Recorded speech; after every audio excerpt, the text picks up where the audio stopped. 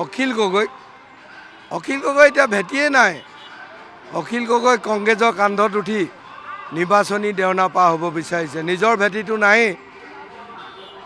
কংগ্ৰেছেও এতিয়া গম পায় যে যি অখিল গগৈ এটা সময়ত আমাৰ কংগ্ৰেছৰ সভাপতি আমাৰ গৌৰৱ গগৈ পিতৃক ব্ৰহ্মপুত্ৰত দলিয়াই দিম বুলি কৈছিল। অৰুণ গগৈ, গৌৰৱ গগৈ বহুত অবৈধ সম্পত্তি আছে বুলি কৈছিলে। আমেৰিকাত ঘৰ আছে, দিল্লীত বহু সা সম্পত্তি আছে, বহু একাউণ্টত পইচা জমা ৰাখিছে। এই কথাবিলাক কোৱাটো কংগ্ৰেছে পাহৰা নাই। লাহে লাহে এতিয়া তেওঁক কংগ্ৰেছেও শিক্ষা দিব। অকল পইচাৰ কাৰণে কেইজনমান দালালেহে কংগ্ৰেছৰ ফালৰ পৰা অখিল গগৈক সহায় কৰি আছে।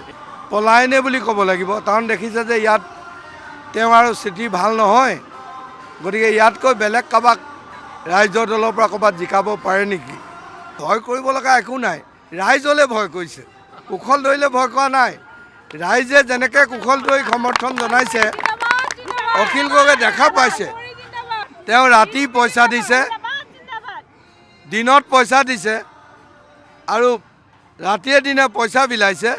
কিন্তু এই মানুহবিলাকে সকলোৱে পইচা লৈ কুশল দৌৰী সভাত অংশগ্ৰহণ কৰি আছে।